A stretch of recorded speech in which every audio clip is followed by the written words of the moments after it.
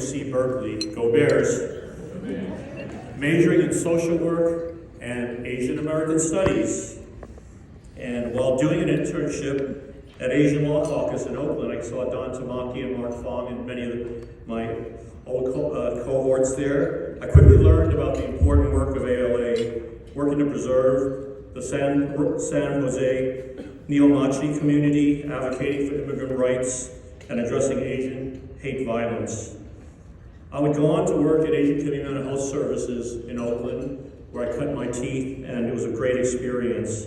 You fast forward to the year 2000, I was appointed the president of Mission College, and right here in Santa Clara, just a stone's throw from here. And I became reacquainted with the South Bay and became a regular visit to my favorite Japanese restaurant, Gombe, and many of the great markets and mochi factories in San Jose, J-Town.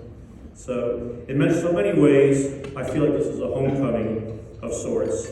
And to be able to join ALA to recognize the contributions of my dear friend and colleague, Rowena makes this evening that much more special. To recognize Rowena, to me, is a reflection of the great work of ALA. Rowena and her family immigrated from the Philippines in the 1970s and settled in Southern California.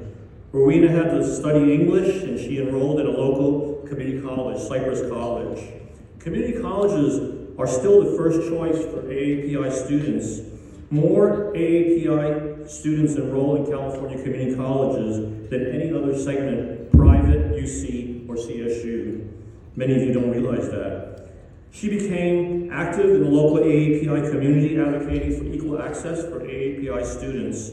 She also developed a leadership program for AAPI students, many of whom have gone on to become leaders in our local AAPI communities. As a full-time English faculty member, and later as Vice President of Instruction at De Anza College, she advocated for a multicultural curriculum that includes our history, our story, shared experiences to be included in coursework.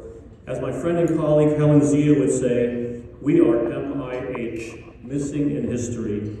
And it's because of the work of Rowena that we now are in this history, and we are becoming more integrated in the experiences and shared experiences of the contributions of AAPIs to not just the South Bay community, to California, but the entire United States. Today, as president of San Jose City College, she represents only 2% of AAPI presidents in this country. She has quickly become a leader on a local, statewide, and national level in higher education. And as I often joke with her, that we are often the Asians for the occasion. Whenever they need an AAPI president, there's not that many to choose from. But she's changing that, because as president of APAHI, an organization which I helped found over 36 years ago, she leads a national advocacy group to really promote the many young and mid-career folks who are trying to break into senior level positions in higher education, which is very, very difficult to do. Rowena is a force of nature, yet she finds time to be a loving partner to her husband David, a caring mother to her son Felix, and a devoted daughter to her parents who still live in Southern California. She enjoys fine wine, as I'm told, Alpha Omega in Napa Valley, and still can cut it up on the dance floor, as I know all too well. She is tireless, fearless, compassionate, funny, and I'm lucky to call her my friend and colleague. Please join me in welcoming Dr. Rowena Tonman, our 2024 Community Impact Awardee.